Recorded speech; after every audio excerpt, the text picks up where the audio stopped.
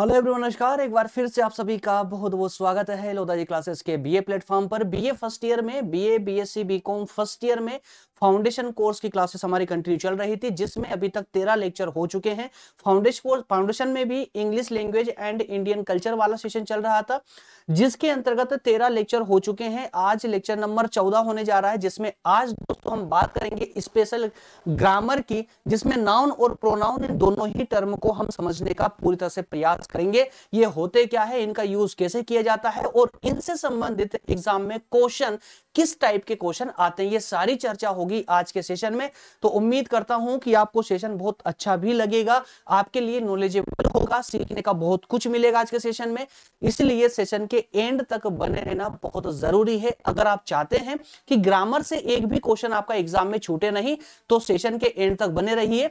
मैं पूरा step by step एकदम बेसिक तरीके से ग्रामर को बताने वाला हूं, जिसमें नाउन और प्रोनाउन को हम आज समझने का प्रयास करेंगे और इनसे रिलेटेड क्वेश्चन आंसर भी लगाएंगे। इसके फाउंडेशन के अलावा दोस्तों अन्य subject major minor open elective vocational सारे सब्जेक्ट मेरे द्वारा इसी चैनल पर पढ़ाए गए हैं। आप अगर प्लेलिस्ट में जाते हैं तो आपको वहां पर सारे सब्जेक्ट आसानी से देखने को मिल जाएंगे। इसके अलावा यूट्यूब पर एक अन्य प्लेटफॉर्म है मेरे द्वारा बनाया गया है, प्रज्ञान हिंदी के नाम से। प्रज्ञान हिंदी यूट्यूब चैनल का नाम है, जहां पर कॉम्पिटिटिव एग्जाम की मैं तैयारी करवा रहा हूं आप लोगों को। अगर आपने अभी तक विजिट नहीं किया है तो एक बार विजिट जरूर कीजिएगा। इसके अलावा फाउंडेशन के स्पेशल नोट्स बनकर रेडी हो चुके हैं। आप में से जिन छात्रों को भी डीपली पढ़ना है, आसान भाषा में पढ़ना है, अधिक से अधिक क्वेश्चनों पर प्रैक्टिस करना है, तो ये नोट्स आप लोग ले सकते हैं। पीडीएफ के रूप में है, स्पेशल पीडीएफ नोट्स हैं जो कि छोटे से सब्सक्रिप्शन अमाउंट पर अवेलेबल है। 149 रुपए के छोटे से सब्सक्रिप्शन में आप लोगों को ये नोट्स प्राप्त हो जाएगी। कैसे मिलेगी, इस पेज का स्क्रीनशॉट लेकर के जो नंबर दिए गए इस नंबर पर व्हाट्सएप कर दीजिए, बाकी सारी जानकारी आपको वहां पर दे दी जाएगी। चलिए थोड़ा स्पीड से और फटाफट जो है ना आप अपनी क्लास को स्टार्ट करते हैं, क्योंकि आज थोड़ा मेरे पास समय बहुत कम है, थोड़ा ज्यादा लेट हो चुका हूं मैं, एक्चुअल में कहीं निकलना है ना, तो थोड़ा सा जल्दबाजी में। लेकिन हाँ, पढ़ाने के साथ कोई कंप्रोमाइज नहीं होगा, टॉपिक में समझाने में कोई कंप्रोमाइज नहीं करूंगा, लेकिन बाकी के समय बचा सकते हैं, उतना समय हमने बचाया। चलिए अब क्लास को करते हैं शुरू। बेसिक ग्रामर वाला पार्ट आज से स्टार्ट होने जा रहा है, जिसमें 3 या 4 क्लासेस होगी। इसी में हम पूरी ग्रामर को कंप्लीटली समझ लेंगे। तो आज हम क्या क्या पढ़ेंगे, जिसे कि आप पॉइंट के माध्यम से देख रहे हैं। तो पॉइंट नंबर 1 में सबसे पहले तो हम बात करेंगे नाउन क्या होते हैं, एग्जाम्पल के साथ समझेंगे। उसके बाद पॉइंट नंबर 2 में प्रोनाउन को समझेंगे एग्जाम्पल के साथ में। क्लियर है। और इसके अलावा लास्ट में पॉइंट नंबर 3 में इन नाउन और प्रोनाउन दोनों से ही संबंधित जितने भी एमसीक्यू क्वेश्चन आंसर आईएमपी प्रकृति के हो सकते हैं उनको भी डिस्कस करने का प्रयास करेंगे। क्लियर है। तो आइए डायरेक्टली मूव करते हैं पॉइंट नंबर 1 में, दैट मींस की नाउन में।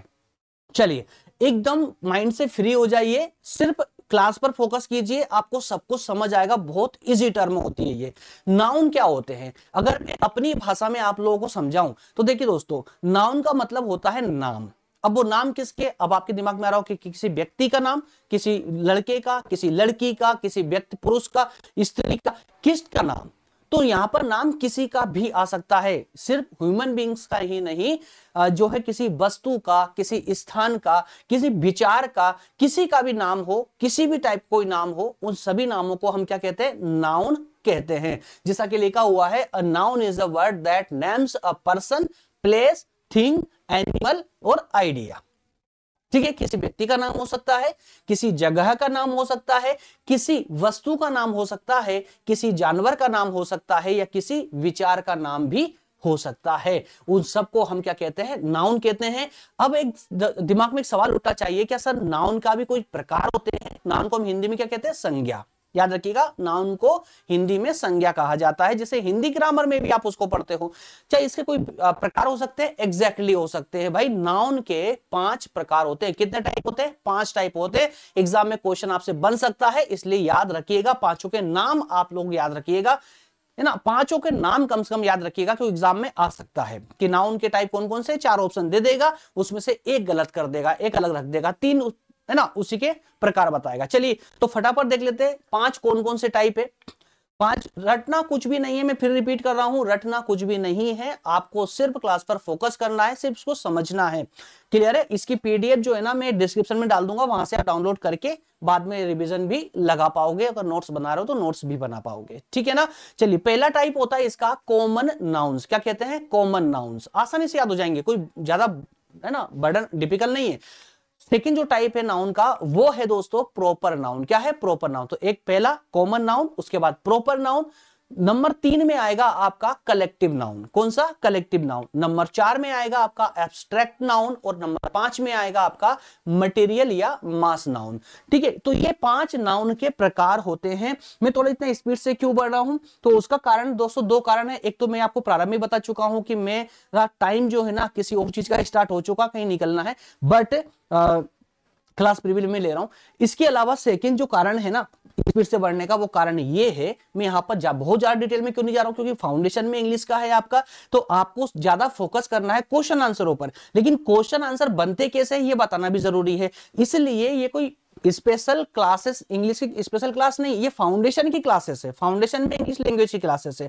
तो उसके अकॉर्डिंग ही कंटेंट में आपको दूंगा, उसके अकॉर्डिंग ही आपको पढ़ाऊंगा। ऐसा नहीं है कि फाउंडेशन क्लासेस है, आप फाउंडेशन है और मैं जो है किसी कॉम्पिटिटिव एग्जाम के अकॉर्डिंग में आपको यहाँ पढ़ाने बैठ जाऊं। जब आप इसी को इंग्लिश ग्रामर वाले पोर्शन को जब कॉम्पिटिटिव एग्जाम में पढ़ोगे ना, तो एक ही कॉमन नाउन, अगर सिर्फ नाउन टाइप में ही कम से कम 1 से 1.5 घंटे की क्लासेस निकल जाएगी।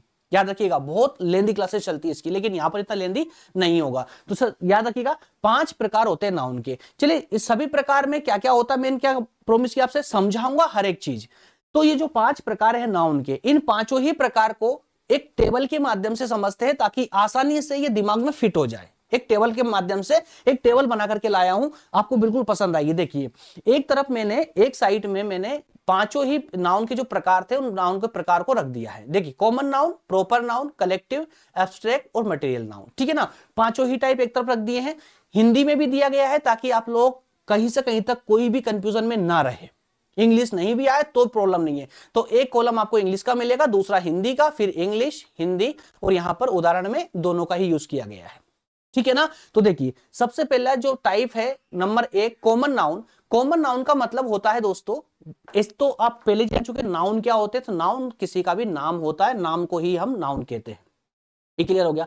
अब नाउन के 5 प्रकार होते हैं, उनमें एक प्रकार है कॉमन नाउन। कॉमन नाउन को अगर मैं हिंदी में कहूं तो क्या कहूंगा, जातिवाचक संज्ञा। क्या कहूंगा, जातिवाचक संज्ञा।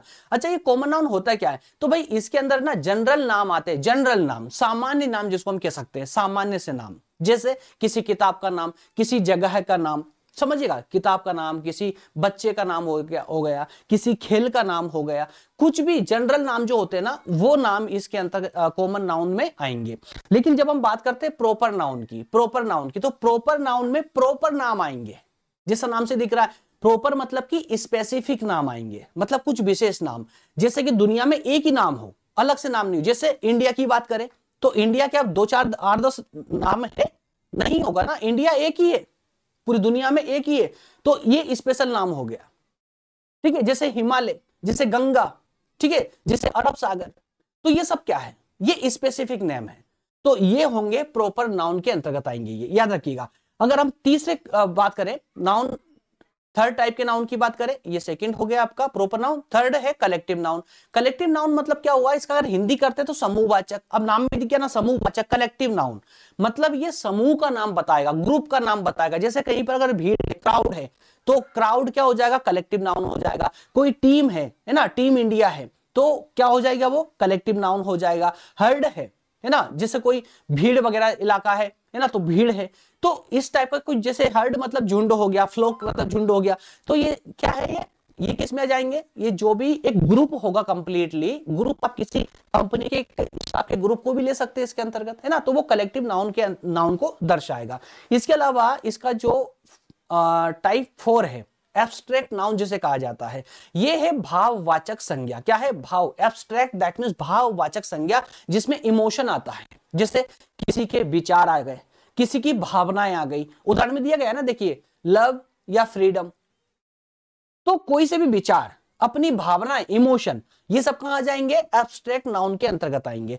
वो लास्ट वाला है पॉइंट नंबर 5, या कहें कि टाइप नंबर 5, जिसमें मटेरियल या फिर मास नाउन कहते हैं। अब मटेरियल नाम से ही तो दिख रहा है आप लोगों को यार, जैसे कोई पदार्थ का नाम हो गया, किसी द्रव्य का नाम हो गया। पदार्थ जैसे पानी का नाम है कि ना, किसी है ना पदार्थ द्रव्य में, और किसी पदार्थ का नाम में वुड है ना, लकड़ी का नाम हो गया। किसी का भी कोई भी पदार्थ हो या द्रव्य हो, वो सब किस में जाएगा, मटेरियल नाउन में आ जाएगा। कि गैस का नाम भी मटेरियल नाउन में ही इंक्लूड होगा, याद रखिएगा। ठीक है, तो पानी, हवा, ये सब जो है, या कहें कि जैसे पत्थर, चट्टान वगैरह, ये सब इसके अंतर्गत ही है ना, मटेरियल नाउन के अंतर्गत आ जाएंगे। तो उम्मीद करता हूं जो नाउन का अर्थ और नाउन के प्रकार, जो 5 प्रकार डिस्कस किए हैं, कंप्लीटली आप समझ चुके हैं। थोड़ी प्रॉब्लम आ रही हो और अगर आप ग्रामर में जरूरत से ज्यादा कमजोर हो, वीक हो, तो आपको क्या करना चाहिए, इस लेक्चर को खत्म होने के बाद में एक बार और रिवाइज कर लेना और उसके बाद में इससे डिस्क्रिप्शन में जाकर इसकी पीडीएफ डाउनलोड करना और अच्छे से उसका रिवीजन लगा लेना। आधे 1 घंटा देना इस क्लास को, अपने आप सारी चीजें एक एक करके पूरी तरह से क्लियर हो जाएगी। चलिए सेकंड टाइप देख लेते हैं। अब सेकंड में क्या था, हमारा नाउन क्लियर हो चुका है। अब हम बात करेंगे प्रोनाउन की। किसकी? प्रोनाउन की। तो अब जरा प्रोनाउन को भी हम इसी तरह से समझ लें, आसान से आसान तरीके से। लेकिन प्रोनाउन में एक प्रॉब्लम आएगी आप लोगों को। क्या आएगी वो, कि प्रोनाउन की जो टाइप है ना दोस्तों, वो टाइप 5 नहीं है, उसमें टाइप 9 है। किताबों में कोई मतलब जो सामान्य तरीके से आपको प्रोनाउन पढ़ाते हैं ना, वो 4 या 5 टाइप ही बताते हैं, लेकिन मैं आप लोगों को कंप्लीट टाइप बताऊंगा। इसके 9 टाइप होते हैं प्रोनाउन के। वो 9 के 9 ही टाइप में यहां पर लेकर आया हूं। क्यों लेकर आया हूं, उसके पीछे कारण है। भले डिटेल क्लासेस नहीं है, लेकिन फिर भी उसके पीछे कारण ये है कि जब आपसे क्वेश्चन पूछा जाता है एमसीक्यू रूप में, तो उस 9 में से क्या पता कौन से टाइप से आपसे क्वेश्चन पूछ ले। इसलिए हर टाइप का सामान्य सा अर्थ आपको पता होना चाहिए, ताकि कोई सा भी क्वेश्चन आप लोगों से छूटे नहीं। तो सबसे पहले जान लीजिए प्रोनाउन क्या होता है। अब दोस्तों एक बात बताइए मुझे, अब मैं एक सेंटेंस बोलता हूं, थोड़ा सा 2 लाइन का सेंटेंस बोलूंगा, उसमें मुझे बताइएगा क्या ये सही है। मैंने कहा कि राम अपने घर पे है। राम, एक ही सेंटेंस है, राम अपने घर पर है, राम खाना खा रहा है। भाई क्या सही है? तो बढ़ा देता हूं, राम अपने घर पर है, राम खाना खा रहा है, राम खाना खाने के बाद पढ़ेगा, पढ़ाई करेगा। क्या ये सेंटेंस सही है? या कुछ इसमें थोड़ा बहुत चेंजेस करना चाहिए था?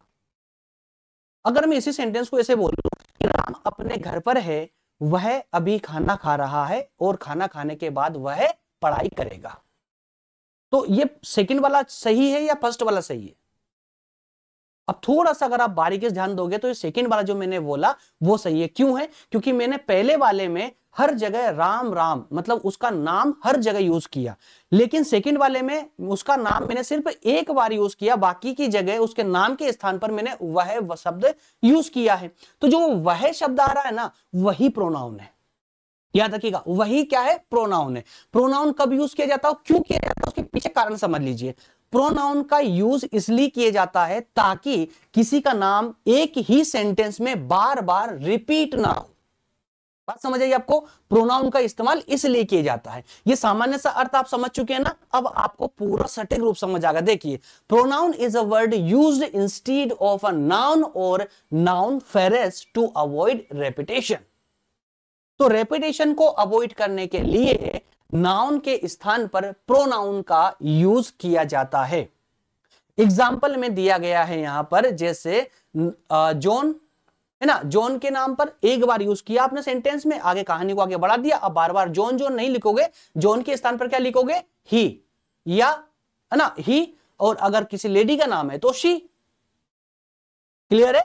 चलिए, तो जॉन के स्थान पर है ना जॉन, तो वी से क्या कहेंगे? इसको ही कहेंगे। आगे फर्स्ट टर्म में हमने जॉन कहा, उसके बाद उसका नाम क्या लिखेंगे? ही लिखेंगे। ठीक है? तो अच्छा, अब इसको आगे आप पढ़ लीजिएगा, बाद में पढ़ने की जरूरत नहीं। जो मैंने सामान्य अर्थ समझाया ना, उसके अनुसार चलिए अब इसके थोड़ा टाइप जरूर जान लेते हैं। इसके टाइप कितने बताए थे मैंने आप लोगों को? 9 टाइप बताए थे। इनमें पहला टाइप है पर्सनल प्रोनाउन, नाम याद रखिएगा, पर्सनल प्रोनाउन। दूसरा टाइप है डेमोन्स्ट्रेटिव प्रोनाउन। ठीक है? तीसरा है इंटरोगेटिव प्रोनाउन। चौथा है रिलेटिव प्रोनाउन। इनका अर्थ इनके नामों में ही छुपा हुआ है, अगर आप ध्यान देंगे तो। पांचवा है पजेसिव प्रोनाउन, छठा है रिफ्लेक्सिव प्रोनाउन, सातवां है इंडेफिनिट प्रोनाउन, आठवां है रेसिप्रोकल प्रोनाउन और नौवां है एम्फैटिक या इंटेंसिव प्रोनाउन। ये 9 टाइप है इन प्रोनाउन के, और इन 9 ही को हम थोड़ा और आसान करके और एक टेबल के माध्यम से कहें कि ना टेबल का लाइन टू लाइन समझ लेते हैं। 9 के ही सामान्य अर्थ को जान लेते हैं, कौन सा प्रोनाउन कब लगाया जाता है, किसके साथ लगाया जाता है। आइए एक एक करके इसको समझ लेते हैं, उसके बाद में क्वेश्चन आंसर डिस्कस करेंगे। पहला प्रोनाउन जो है वो है पर्सनल प्रोनाउन, है ना। पर्सनल प्रोनाउन जिसको हम हिंदी में क्या कहेंगे? पुरुषवाचक। भाई किसी भी व्यक्ति के लिए इसका यूज किया जाता है, व्यक्ति के लिए, तो वहां पर उसका नाम नहीं आएगा, तो नाम की जगह क्या लिखेंगे? या तो आई लिखेंगे, या यू लिखेंगे, या ही, शी, इट, वी, दे, है ना। तो ये पुरुषवाचक है, किसी व्यक्ति के लिए इनका यूज किया जाता है। उदाहरण में सब एग्जांपल यहाँ दिए गए हैं, आई, यू, शी, इट, है ना, हिंदी में लिखा हुआ है ना। अरे भाई कोई व्यक्ति बोलने वाला है, सुनने वाला है ना, तो उस व्यक्ति के लिए इनका यूज किया जाता है। चलिए सेकंड जो टाइप था वो था डोमेंस्ट्रेटिव प्रोनाउन। डोमेंस्ट्रेटिव का मतलब होता है संकेत करने वाला, संकेतवाचक प्रोनाउन, संकेतवाचक, संकेत देने वाला। Just like this, that, this, those, भाई संकेत, दिस यह है, वह है ना, ये, यह, ये, वे, दे के स्थान पर वे, ठीक है। तो इस तरह से दिस, दैट, दीज या दोज, ये जो वर्ड हैं ये डोमेंस्ट्रेटिव कहलाते हैं। क्यों? क्योंकि ये संकेत देते हैं कि क्या, किसकी ओर, ये किसी स्पेशल का नाम नहीं लेते, सिर्फ संकेत देते हैं, डोमेंस्ट्रेटिव। इसके अलावा थर्ड जो टाइप था वो था इंटेरोगेटिव प्रोनाउन। इंटेरोगेटिव का मतलब होता है प्रश्न पूछने वाला, तो उसको हम कहेंगे प्रश्नवाचक। जहां पर जो प्रश्न खड़ा करता हो उसे हम इंटेरोगेटिव प्रोनाउन कहेंगे। कौन कौन है भैया? तो देखिए हमेशा क्वेश्चन जब आता है ना, क्वेश्चन के आगे क्या लगा रहता है, देखिएगा, हु लगा रहेगा, हुम रहेगा, व्हाट रहेगा, विच रहेगा या हुज रहेगा। बात समझ आ रही है आपको? कौन, किसने, क्या, किसका, कौन सा, ये सब क्या होते हैं? इंटेरोगेटिव प्रोनाउन होते हैं। आप सिर्फ इनका सामान्य अर्थ याद रखिएगा, बाकी सारी बातें मैं आपको समझा दूंगा। रिलेटिव प्रोनाउन क्या होते हैं भैया? रिलेटिव का मतलब होता है जो दो वाक्यों के बीच में संबंध को दर्शाए या दोनों को जोड़ दे, उसे हम रिलेटिव प्रोनाउन कहेंगे। जैसे हु, उसने वह किया, किसने, हु है ना, विच, दैट, ये ऐसे शब्द है, हु, विच, दैट, ये ऐसे शब्द है जो दो वाक्यों को जोड़ करके, है ना, एक वाक्य बना देते हैं। जैसे कि उदाहरण लिया है the book that I read. क्या लिखा गया? The book that I read. अगर मैं यहाँ पेन लेता हूं, देखिए यहाँ जो दैट का यूज किया गया है ना, ये क्या है? आपका रिलेटिव प्रोनाउन है। रिलेटिव प्रोनाउन ने कहा, क्या कहा पूरे वाक्य में? The book that I read, मैंने उस बुक को पढ़ा। तो किताब भी आ गया और इसमें पढ़ना भी आ गया। क्लियर है? तो यहां पर रिलेशन को दिखाया है। पॉइंट नंबर या टाइप नंबर 5 जो है वो है पजेसिव प्रोनाउन। क्या है पजेसिव प्रोनाउन? ये क्या होता है भैया? ये होता है अधिकार बताने वाला, अधिकार बताने वाला। जैसे मेरा, उसका, तुम्हारा, फलाने का नाम लेकर उसका। बात समझ आई? तो ये अधिकार बताने वाले जो नाम आते हैं वो पजेसिव प्रोनाउन के अंतर्गत आएंगे। जैसे माइन, योर्स, हिज, हर, अवर्स, देयर्स। क्लियर है? मेरा, तुम्हारा, उनका, है ना। चलिए टाइप नंबर 6 की ओर बढ़ते हैं। टाइप नंबर 6 की ओर बढ़ते हैं। कितने? 9 टाइप बताए ना मैंने आप लोगों को, 9 टाइप पूरे बताऊंगा। रिफ्लेक्सिव, रिफ्लेक्सिव प्रोनाउन क्या होता है भैया? रिफ्लेक्सिव होता है निजवाचक, निजवाचक जो अपने आप के दर्शाता हो, निजवाचक। अब इसकी एक विशेषता होती है, इस रिफ्लेक्सिव प्रोनाउन की विशेषता होती है, इसमें कर्ता, करने वाला, और जो हो रहा कर्म, वो दोनों ही एक ही होता है। आपने वर्ड सुना होगा ना, माई सेल्फ, भैया मेरा खुद का। योर सेल्फ, आपका खुद का, आप खुद, आप स्वयं। हिम सेल्फ, उसका। Her self, it self, our self, है ना, देम सेल्फ। तो ये जो शब्द आते हैं ना, ये रिफ्लेक्सिव प्रोनाउन को दर्शाते हैं, याद रखिएगा। नंबर 7 है इंडेफिनिट प्रोनाउन। इंडेफिनिट प्रोनाउन मतलब होते हैं जो कोई निश्चित नहीं होते, निश्चित नहीं होते। जैसे everyone, someone, anything, nobody, anybody. तो भाई एवरीवन मतलब कि एवरीवन में मतलब हर कोई में कोई भी हो सकता है ना, या कोई निश्चित है क्या? नहीं है। समवन में कोई, तो कोई में कोई भी हो सकता है। एनीथिंग, नोबडी, एनीबडी, एवरीबडी, इसमें कोई भी हो सकते हैं। तो इसलिए इनको हम यूज करेंगे, क्या कहेंगे? इंडेफिनिट प्रोनाउन, अनिश्चय वाचक सर्वनाम। इसके अलावा 8वां है रेसिप्रोकल, है ना। रेसिप्रोकल का क्या क्या विशेषता है? ये परस्पर वाचक सर्वनाम होता है, परस्पर वाचक सर्वनाम होता है। जैसे each other, one another. Each other मतलब हर कोई, वन अनोदर उनमें से कोई भी, ठीक है, एक दूसरे या एक दूसरे को। तो ये जो दर्शाते हैं एक दूसरे को, ईच अदर या वन अनोदर, इस टाइप का जो शब्द आते हैं ये रेसिप्रोकल प्रोनाउन को प्रदर्शित करते हैं। और लास्ट वाला जो टाइप है वो है एम्फेटिक या इंटेंसिव प्रोनाउन। यह है दृढ़ता वाचक या दृढ़ता सूचक सर्वनाम, जो कि माई सेल्फ, हिम सेल्फ या देम सेल्फ के रूप में प्रयुक्त किए जाते हैं। जब इनका वाक्यों में प्रयोग करोगे तो आपको इनके बारीक जो डिफरेंस है किस किस में बारीक डिफरेंस, रिफ्लेक्सिव पॉइंट नंबर 6 और पॉइंट नंबर 9 दोनों में जो छोटा सा डिफरेंस है वो आप उसमें समझ जाएंगे। तो मैं उम्मीद करता हूं जो बेसिक सा, जो सामान्य सा अर्थ था सभी प्रोनाउन के, उनको आप समझ चुके हैं। अब हम जो है इसके जस्ट बाद में अब क्वेश्चन आंसर लगाएंगे और उम्मीद करूंगा इसमें आप सही आंसर दे पाएंगे। देखिए अब सबसे पहला क्वेश्चन है कि which of the following is a proper noun. भैया 4 ऑप्शन दिए गए हैं, 4 ऑप्शन में से आपको बताना है इनमें से प्रॉपर नाउन कौन सा है। प्रॉपर नाउन अब मैं बार बार आपको समझाने नहीं बैठूंगा हर क्वेश्चन को लेकर के, है ना। प्रॉपर नाउन क्या होता है मैंने समझाया आप लोगों को। तो प्रॉपर नाउन इसमें से कौन सा आएगा, क्या सिटी आएगा। सिटी कोई प्रॉपर है क्या, अरे कोई सिर्फ सिटी, दुनिया में कितनी सारी सिटियां हैं। टेबल क्या प्रॉपर है, क्या पता किस टेबल की बात कर रहे हो। माउंटेन, भाई दुनिया में कितने सारे तो पर्वत है, माउंटेन है। तो फिर लंदन, लेकिन लंदन तो एक ही दोस्त, सही है ना, लंदन एक ही है। तो लंदन यहां पर क्या हो जाएगा, प्रॉपर नाउन हो जाएगा। ऑप्शन सी करेक्ट हो जाएगा। Question number 2, which of the following is a common noun. Common noun तो भैया ताजमहल क्या कॉमन है, नहीं है, दुनिया में एक अकेला है। गंगा दुनिया में एक अकेली है। गर्ल या इंडिया, बताइए आप लोग। तो गर्ल यहां पर हमारा करेक्ट आंसर होना चाहिए ऑप्शन सी, ठीक है। गर्ल क्या पता किस लड़की की बात हो रही है। ताजमहल, गंगा या इंडिया, ये तो एक ही है ना पूरी दुनिया में, क्लियर है। इसलिए कॉमन नाउन हो गया, कॉमन नाउन। एक तरीका और भी है नाउन और प्रोनाउन में आप राइट ऑप्शन चूज करने का। 3 ऑप्शन एक जैसे दिखेंगे, एक ऑप्शन थोड़ा हटके दिखेगा, वही आपका करेक्ट आंसर होगा, याद रखिएगा। चलिए क्वेश्चन नंबर 3 देखते हैं। Choose the abstract noun from the following word. Abstract noun मैंने समझा था, बहुत अच्छे से बताया था आप लोगों को। एब्स्ट्रैक्ट छांटिए। चेयर क्या एब्स्ट्रैक्ट है, नहीं। होनेस्टी, रिवर, हाउस, तो यह देखिए चेयर किसी वस्तु का नाम है, रिवर नदी का नाम, नदी है, हाउस किसी कोई घर है। होनेस्टी क्या है, क्या इस प्रकार की कोई वस्तु है, नहीं, बल्कि होनेस्टी तो एक विचार है, एब्स्ट्रैक्ट है। तो यहाँ पर ऑप्शन बी आपका करेक्ट आंसर होना चाहिए। तो अगले नेक्स्ट क्वेश्चन लेते हैं। Which of the following is a collective noun. Collective noun क्या होता, ग्रुप, समूह, करेक्ट है। तो यहाँ पर क्या है, डॉग, बुक या पेन। क्राउड, क्राउड भीड़, भीड़ का एक ग्रुप, समूह। तो कलेक्टिव नाउन क्या हो जाएगा, ऑप्शन बी करेक्ट हो जाएगा।